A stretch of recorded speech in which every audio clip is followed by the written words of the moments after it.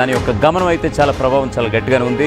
దాదాపు 60 సంవత్సరాల తర్వాత మళ్ళీ ఇన్నాళ్ళకి ఈ దశలో అంటే అనుకున్న దానికంటే ముందుగానే ఈ యొక్క ఋతుపవనాలు ఇటు కేరళ అటు తమిళనాడులో ముందుగానే తాకాయి. సో దీని క్రమంలో కేరళ తమిళనాడులో భారీ వర్షాలు దంచి కొడుతున్నాయి. 2 రోజులుగా కురుస్తున్న భారీ వర్షాలతో ఇటు అతలాకుతలం అవుతున్నాయి ఈ 2 రాష్ట్రాలు.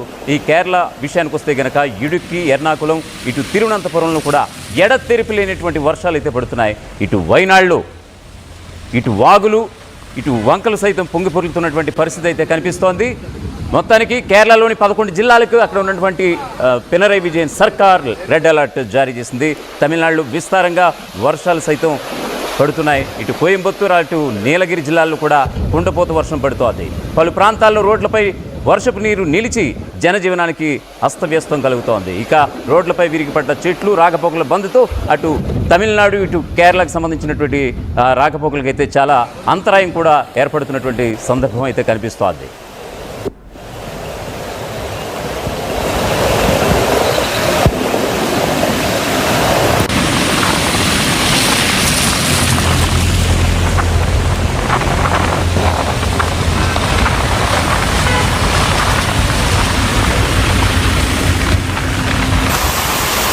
ప్రస్తుతం మనం చూస్తున్న విజువల్స్ అన్నీ కూడా ఇటు కేరళ అటు తమిళనాడుకు సంబంధించినటువంటి విజువల్స్.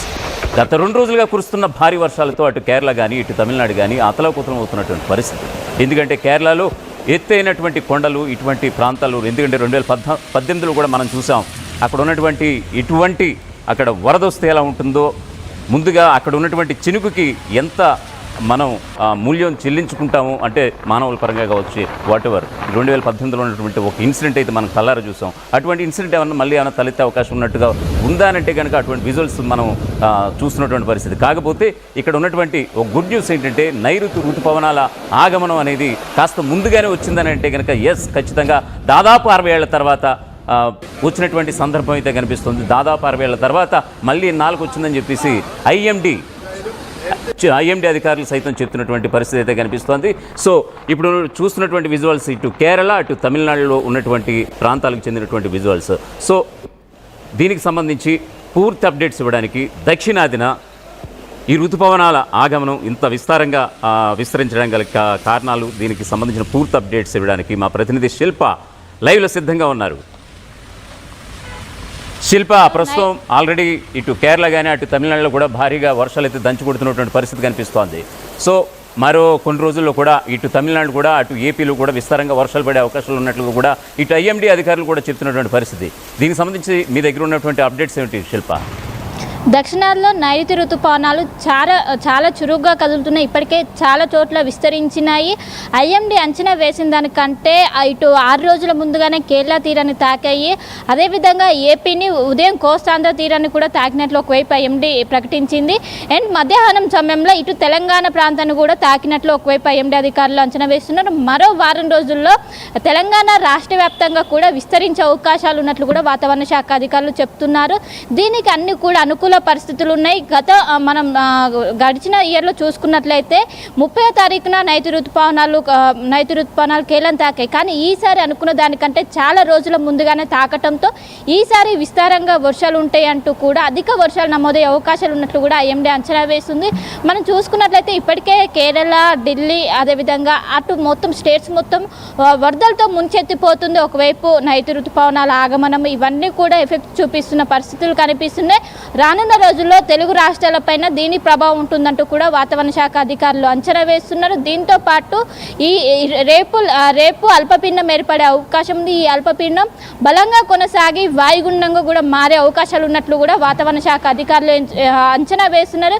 ఇప్పటికే ఎల్లో అలర్ట్ ప్రకటిస్తున్నారు. వర్షంతో పాటు ఈదురుగాలు బలంగా వీచే అవకాశం, దాదాపు గంటకి 50 నుండి 60 కిలోమీటర్ల వేగంతో వీచే అవకాశం ఉన్నట్లు కూడా వాతావరణ శాఖ అధికారులు చెప్తున్న పరిస్థితి కనిపిస్తుంది. దీంతో తెలంగాణ ప్రభుత్వం కూడా అప్రమత్తమైంది. ఇప్పటికే అటు జిల్లా యంత్రాంగాన్ని కావచ్చు, ఇటు నగర యంత్రాంగాన్ని కావచ్చు సిద్ధం చేసింది. ఎందుకంటే చిన్న వర్షం వస్తేనే నగరం మతలాకుతలం అవుతుంది.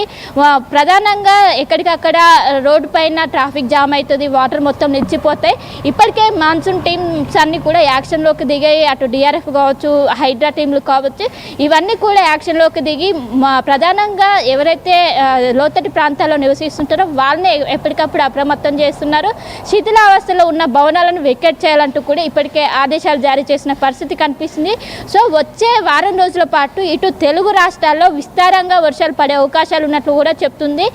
మరి 3 నుంచి 4 రోజుల్లో మొత్తం తెలంగాణ వ్యాప్తంగా కూడా ఈ నైరుతి ఋతుపవనాలు విస్తరించే అవకాశాలు ఉన్నట్లు కూడా ఒకవైపు ఐఎండీ కాసేపటి క్రితం ప్రకటన చేసిన పరిస్థితులు కనిపిస్తున్నాయి. ఇంకోవైపు అల్పపీడనం ప్రభావం, అదేవిధంగా నైరుతి ఋతుపవనాలు ఈ రెండింటి ఎఫెక్ట్తోని భారీగా వర్షాలు నమోదవడానికి ఆస్కారం ఉన్నట్లు కూడా ఇప్పటికే వాతావరణ శాఖ అధికారులు చెప్తున్నారు. ఇప్పటికే ఒకవైపు ప్రజలు కూడా ఈ సమయంలో ఎలాంటివి పెట్టుకోవద్దు, ఒకవైపు టూర్స్ కావచ్చు వీటినన్నింటిని కూడా ఈ సమయంలో పెట్టుకోవద్దు అంటూ కూడా చెప్తున్నారు. ఇంకోవైపు కేరళలో మనం గత సంవత్సరం ఫ్లడ్స్ వచ్చినాయి. మళ్ళీ ఈసారి కూడా అదే పరిస్థితి ఉంటుందంటూ కూడా ఇప్పటికే పినరాయి ప్రభుత్వం కూడా అలర్ట్ అయింది. అందరూ కూడా జాగ్రత్తగా ఉండాలంటూ కూడా సూచిస్తున్న పరిస్థితి మనకు ఓవరాల్గా కనిపిస్తుంది. సో మొత్తం మీద వచ్చే 4 రోజుల పాటు ఇటు తెలుగు రాష్ట్రాల్లో భారీ వర్షాలు పడడానికి అవకాశం ఉంది. వర్షాలతో పాటు ఈదురుగాలు గంటకు 50 నుండి 60 కిలోమీటర్ల వేగంతో వీచే అవకాశాలు ఉన్నట్లు కూడా ఇప్పటికే ఐఎండీ అధికారులు అయితే స్పష్టం చేశారు.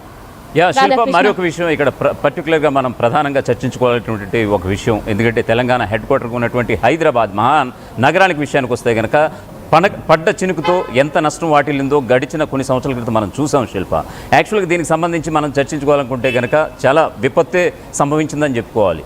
సో చినుకుకి చాలా మూల్యం చెల్లించుకున్నటువంటి పరిస్థితి హైదరాబాద్. సో ఈ క్రమంలో మరోవైపు దక్షిణాదిన మరి ముఖ్యంగా ఇటు కేరళ కావచ్చు, అటు తమిళనాడులో కావచ్చు, వాటెవర్ ఈ 2 రాష్ట్రాలు ఇప్పుడు అతలకుతలమైనటువంటి పరిస్థితి ఉన్నటువంటి నేపథ్యంలో ఇటు జీహెచ్ఎంసీ పరిధిలో ఉన్నటువంటి ఇటు ఎన్డీఆర్ఎఫ్ కావచ్చు, మరోవైపు ఎస్డీఆర్ఎఫ్ కావచ్చు, ఈ బృందాలు రక్షణ బృందాలు ఎక్కడ లోతట్టు ప్రాంతాలను గుర్తించారు, ఎక్కడ ఈ బృందాలు ముందస్తుగా ఇక్కడ ఉన్నాయి అంటే అటువంటి సెన్సిటివ్ ప్రాంతాలను ముందస్తుగానే జీహెచ్ఎంసీ అధికారులు గుర్తించి అక్కడికి పంపించినటువంటి సందర్భం ఏదైనా ఉందా శిల్ప? రైట్, ఖచ్చితంగా 2020లో వరదలు వచ్చాయి. అప్పుడు భాగ్యనగరం మొత్తం కూడా అతలాకుతలమైంది. సో అలాంటివి ఈసారి ఇంకోవైపు ఐఎండీ అధికారులు ఎక్కువగా వర్షపాతం నమోదయ్యే అవకాశం ఉన్నట్లు, ఎందుకంటే ఇప్పటికీ ఐఎండీ అంచనా వేసిన దానికంటే ముందుగానే ఋతుపవనాలు ఇటు రాష్ట్రాలని తాకటంతో ఈసారి ఎక్కువగా వర్ష ప్రభావం ఉంటుంది. దీంతో ఇప్పటికే జిహెచ్ఎంసీ అధికారులు దీనిపైన నిరంతరంగా జోన్ల వైజ్గా దీనిపైన సమీక్ష సమావేశాలు నిర్వహిస్తున్నారు. ఖచ్చితంగా అందరూ రంగంలోకి దిగాలి. ఇటు ఎన్డీఆర్ఎఫ్ కావచ్చు, ఎస్డీఆర్ఎఫ్ కావచ్చు, రంగంలోకి దిగి ఖచ్చితంగా ఎలాంటి సిచ్యువేషన్ వచ్చినా దాన్ని అధిగమించే విధంగా చర్యలు తీసుకోవాలంటూ కూడా మేయర్ నుంచి ఆదేశాలు వెళ్ళినట్లు కూడా ప్రస్తుతం అయితే సమాచారం అందుతుంది. ఇప్పటికే లోతట్టు ప్రాంత ప్రజలు ఎవరైతే ఉంటారో వాళ్ళందరూ చాలా జాగ్రత్తగా ఉండాలి, అవసరమైతే సురక్షిత ప్రాంతాలకు వెళ్ళడానికి సిద్ధంగా ఉండాలంటూ కూడా ఇప్పటికే అధికారులు సూచనలు జారీ చేసిన పరిస్థితి కనిపిస్తుంది. మనం గతంలో వర్షాలు వచ్చినప్పుడు మ్యాన్ హోల్స్ అది అక్కడ ఒక సమస్య అయితే, ఇంకోటి శిథిలావస్థ చెందిన భవనాల్లో ఉండడంతో అవి ఎక్కడికక్కడ కుప్పకూలుతున్నాయి. సో వాళ్ళందరినీ కూడా ప్రస్తుతం అలర్ట్ చేస్తున్నారు. అదేవిధంగా ట్రాఫిక్ కూడా ఎక్కువగా ట్రాఫిక్ జామ్ అనేది మనకు కనిపిస్తుంటుంది నగరంలో చిన్న వర్షం వచ్చినా. సో ఈసారి వర్ష ప్రభావం ఎక్కువగా ఉండటంతో ఇప్పటికే అటు ట్రాఫిక్ పోలీసులు కావచ్చు వీళ్ళందరూ కూడా ఎక్కడి నుంచి క్లియర్ చేసేందుకు, అదేవిధంగా వాటర్ స్టాగ్నెట్ పాయింట్ దగ్గర వాటర్ ఈజీగా వెళ్ళేందుకు ప్రత్యేకమైన చర్యలు చేపట్టారు. అందులో భాగంగా ఇప్పటికే మాన్సూన్ టీమ్స్ కూడా సిద్ధంగా ఉంచారు.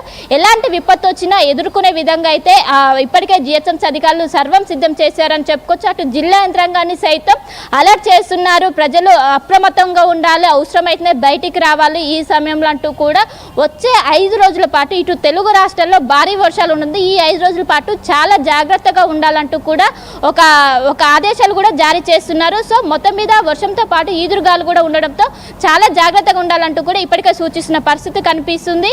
ఇప్పటికే రాష్ట్ర ప్రభుత్వం కూడా అప్రమత్తమైంది. అటు జిల్లాలో ఉన్నటువంటి అధికారులకు హెచ్చరికలు జారీ చేస్తున్నారు. అదేవిధంగా ధాన్యానికి సంబంధించి కూడా ఇప్పటికే ధాన్యాన్ని తడవకుండా చూసుకోవాలంటూ రైతులకు ఒక సందేశం కూడా ఇస్తున్న పరిస్థితి అయితే మనకు ఓరలో కనిపిస్తుంది.